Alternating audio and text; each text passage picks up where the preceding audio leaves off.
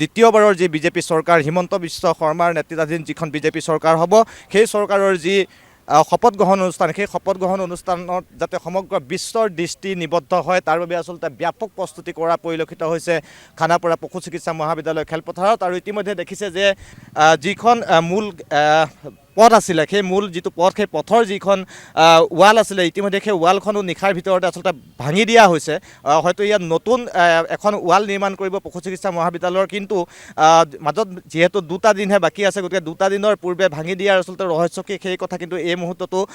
পোহৰলৈ অহা নাই। কিন্তু এটা কথা এই মুহূৰ্তত ক'ব লাগিব যে বিশাল যি পেণ্ডেল সেই পেণ্ডেলৰ কাম ইতিমধ্যে আৰম্ভ কৰা হৈছে। ইতিমধ্যেই ৰাষ্ট্ৰীয় যি নিৰাপত্তা বাহিনী সেই ৰাষ্ট্ৰীয় নিৰাপত্তা বাহিনীয়ে সমগ্ৰ যি পশু চিকিৎসা মহাবিদ্যালয়ৰ খেলপথাৰ সেই খেলপথাৰখন ইতিমধ্যে তেওঁলোকৰ অধীনলৈ নিছে, কিয়নো এই যি শপত গ্ৰহণ অনুষ্ঠান হ'ব এক ঐতিহাসিক ক্ষণ হিচাপে পৰিগণিত হ'ব। কিয়নো দেশৰ প্ৰধানমন্ত্ৰীৰ সমান্তৰালকৈ নৰেন্দ্ৰ মোদী ডাঙৰীয়াৰ সমান্তৰালকৈ গৃহমন্ত্ৰী অমিত শ্বাহ তাৰ সমান্তৰালকৈ বিজেপিৰ যি ৰাষ্ট্ৰীয় সভাপতি নীতিন নবীন তেখেতো যিহেতু উপস্থিত থাকিব আৰু সমগ্ৰ ভাৰতবৰ্ষৰ যি NDA শাসিত প্ৰায় 21খন ৰাজ্যৰ মুখ্যমন্ত্ৰী আৰু উপ মুখ্যমন্ত্ৰীয়ে অংশগ্ৰহণ কৰিব এই যি ঐতিহাসিক ক্ষণ সেই 12 তাৰিখৰ 11 বজাৰ যি ঐতিহাসিক ক্ষণ সেই ঐতিহাসিক ক্ষণৰ সাক্ষী হ'ব। তাৰ সমান্তৰালকৈ ৰাজ্যৰ প্ৰতিখন সত্ৰৰ যিসকল সত্ৰাধিকাৰ সেই সত্ৰাধিকাৰসকলক ইয়ালৈ নিমন্ত্ৰণ কৰা হৈছে যাতে সমগ্ৰ যি শপত গ্ৰহণ অনুষ্ঠান, কিয়নো দ্বিতীয়বাৰৰ বাবে ৰাজ্যত যি বিজেপি চৰকাৰ এক নিৰংকুশ সংখ্যাগৰিষ্ঠ দিশে অগ্ৰসৰ হোৱা এই যি বিজেপি চৰকাৰ আৰু NDAৰ যি চৰকাৰ হ'ব দ্বিতীয়বাৰৰ বাবে আৰু সেই চৰকাৰৰ নেতৃত্ব বহন কৰিব ডক্টৰ হিমন্ত বিশ্ব শৰ্মাই। গতিকে এই যি ঐতিহাসিক ক্ষণৰ যি সাক্ষী সেই সাক্ষী হ'বৰ বাবে আচলতে এনেধৰণে যিসকল উদ্যোগপতি সেই উদ্যোগপতিসকলকো ইয়ালৈ নিমন্ত্ৰণ কৰা হৈছে।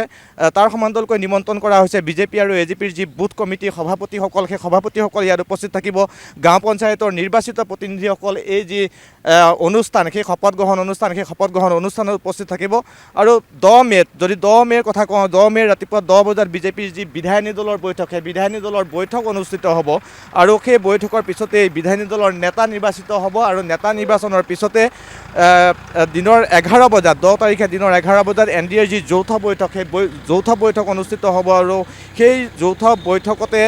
নিৰ্বাচিত হ'ব NDAৰ নেতা আৰু 12 বজাত ৰাজ্যপালক সাক্ষাৎ কৰিব চৰকাৰ গঠনৰ প্ৰস্তাৱ লৈ পেলাই। আৰু তাৰ পৰৱৰ্তী সময়ত দেখা পোৱা যাব যে ৰাজ্যপালৰ অনুমতিৰ লগে লগে ৰাজ্যত পুনৰবাৰ অৰ্থাৎ দ্বিতীয়বাৰৰ বাবে ডক্টৰ হিমন্ত বিশ্ব শৰ্মাৰ নেতৃত্বত যি বিজেপিৰ অৰ্থাৎ যি NDAৰ যি চৰকাৰ সেই চৰকাৰ গঠন হ'ব। কিন্তু বিশেষকৈ এই যি শপত গ্ৰহণ অনুষ্ঠান সেই শপত গ্ৰহণ অনুষ্ঠানত কিন্তু এটা কথা ক'ব লাগিব যে 12 মে'ৰ 11 বজাত যিহেতু মুখ্যমন্ত্ৰী ৰূপে শপত ল'ব ডক্টৰ হিমন্ত বিশ্ব শৰ্মাই আৰু সেই যি নতুন চৰকাৰ সেই নতুন চৰকাৰৰ শপত গ্ৰহণ অনুষ্ঠানত উপস্থিত থাকিব দেশৰ প্ৰধানমন্ত্ৰীগৰাকী তাৰ সমান্তৰালকৈ গৃহমন্ত্ৰী অমিত শ্বাহৰ সমান্তৰালকৈ প্ৰায় 21খন যি ৰাজ্য আছে NDA শাসিত যি ৰাজ্য সেই 21খন ৰাজ্যৰ যিসকল মুখ্যমন্ত্ৰী আৰু উপ মুখ্যমন্ত্ৰী সেই উপ মুখ্যমন্ত্ৰীসকল উপস্থিত থাকিব। তাৰ সমান্তৰালকৈ ৰাজ্যিক বিজেপিৰ যিসকল নেতৃত্ব তেওঁলোক উপস্থিত থাকিব, কেন্দ্ৰীয় বহুকেইজন মন্ত্ৰী উপস্থিত থাকিব আৰু বিশেষকৈ বিজেপিৰ যি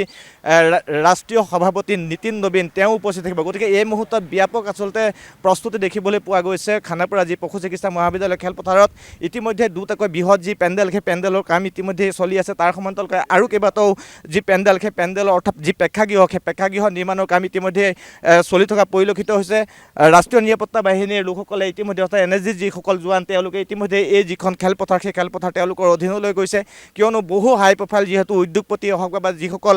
ৰাষ্ট্ৰীয় নেতা সেই ৰাষ্ট্ৰীয় নেতাৰ সমান্তৰালকৈ দেশৰ প্ৰধানমন্ত্ৰী গৃহমন্ত্ৰীৰ আগমন ঘটিব আৰু সেই যি ঐতিহাসিক ক্ষণ সেই ঐতিহাসিক ক্ষণৰ যি সাক্ষী সেই সাক্ষী হ'বৰ বাবে সকলো ইয়ালৈ আহিব। কিন্তু এই মুহূৰ্তত এটা কথাই ক'ম যে যুদ্ধনদেহী এক পৰিৱেশ আৰু প্ৰায় 1.5 লক্ষাধিক লোকৰ উপস্থিতি কামনা কৰা হৈছে আৰু 1.5 লক্ষাধিক লোকে সেই যি ঐতিহাসিক ক্ষণ 12 তাৰিখৰ যি 11 বজাৰ ঐতিহাসিক ক্ষণৰ যি